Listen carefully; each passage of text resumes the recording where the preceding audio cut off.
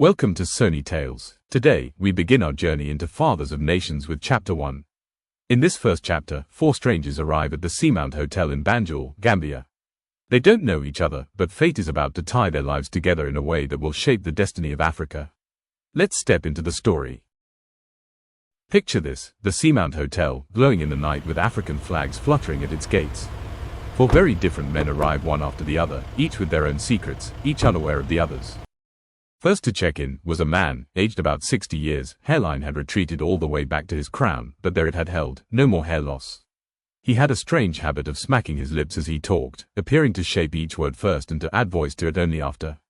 Arrival formalities required him to complete and sign a registration card at the hotel's front desk.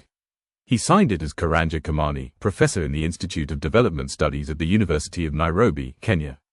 The hotel gave him a room on the fourth floor of its east wing. Next to sign in was another man, aged about 70. He had a bushy moustache, which, in moments of speech, wriggled over his mouth like a moth fighting to free its wings then fly away. The man registered as Ngobal Melusi, comrade and citizen of Zimbabwe. In the blank his card had for his occupation, he defiantly wrote, "Not applicable." The hotel allocated him a room on the fifth floor of the south wing. A younger man, aged about 50, also checked in. Big and flabby, he looked like a failed sumo wrestler. However, this feature was not evident now. He had buried it under loose robes, topped with one of those cone-like caps that always flop to the left side, by design, not flaw. There was something about his eyes. They narrowed into slits when he relaxed, narrowed further when he smiled, and vanished altogether when he laughed.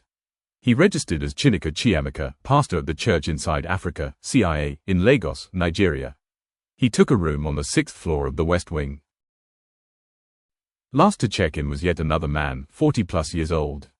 His walk seemed to be motion-powered by rebellion. Was it a gesture of protest against someone or something? He checked in as Self Tahir, engineer, formerly employed by the Ministry of Defense in Tripoli, Libya. He got a room on the third floor of the north wing. Professor Karanja Kamani had been in his room for less than an hour when the phone there rang. He looked at his watch, not 7 o'clock yet. He looked out of the window, pitch dark, already. How fast falls the African night? Like a heavy rain of ink, he thought. He picked up the phone. On the call, a sharp Nigerian voice declares itself his guide, commanding him to obey instructions. A locked briefcase has been delivered to Professor Kamani's hotel room, and code 1124 is the password to open it. The same mysterious briefcase, the same call from the guide, and the same code 1124 reach Comrade Melusi, Pastor Chiamaka, and Engineer Self Tahir. None of them protest, but each one knows something larger is unfolding. Meanwhile, another thread begins. Dr. Afolabi, a Nigerian scholar, heard someone call him from behind. He stopped walking then turned to look. There she was, wearing a scarlet blouse, a black skirt and red high heels. Who was she? She was not anyone he could remember. Perhaps she had called someone else. He looked around. No one else had stopped. That made sense. She had called his name. The lady was Miss Fiona Mckenzie, a journalist with the Gambian News. She leads him to a quiet corner for an interview. At first, their exchange is polite. She narrates how she was adopted by Ian and Elspeth Mckenzie, Scottish missionaries, who are back in Edinburgh now, but were in Banjul then. That's how she acquired the name Mckenzie. Her biological parents, who were Gambians, are no longer alive. To get into business, she pulled out of her handbag a small device then switched it on. It was a voice recorder. Quickly, the lioness in Mckenzie emerges, questioning Dr. Afolabi's optimism about Africa's future, challenging his book Failure of States, and pushing him harder than he expects. What started as an interview turns into a battle of pride and intellect. Her mobile phone rang. She answered it. As she did, she was already gathering her things, preparing to leave. "Dr. Afolabi, I have to go," she said. "Silly boss wants me back at the office. Something has come up." She hurriedly leaves.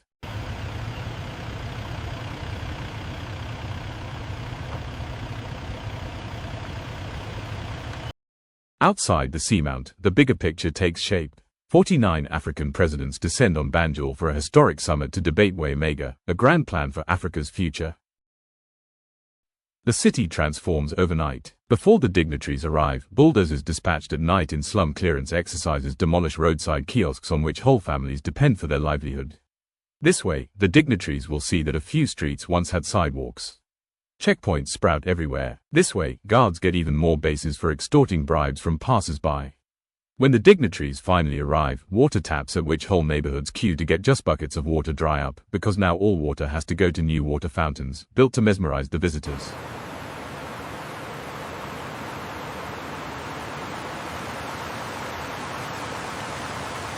At the Pinnacle Hotel, where the dignitaries would stay between their arrival and their departure, security is absolute, soldiers outside, commandos inside, intelligence agents everywhere. Welcome, esteemed colleagues, to this momentous occasion. It's an honor to be here, sharing in this vision for our continent's future. Within the grand banquet hall, seating follows the UN system, alphabetical order. Algeria and Angola at the front, Zambia and Zimbabwe far at the back, straining to see the high table. The leaders look content, happy to be far from the troubles of their own nations, but beneath the luxury, tensions simmer.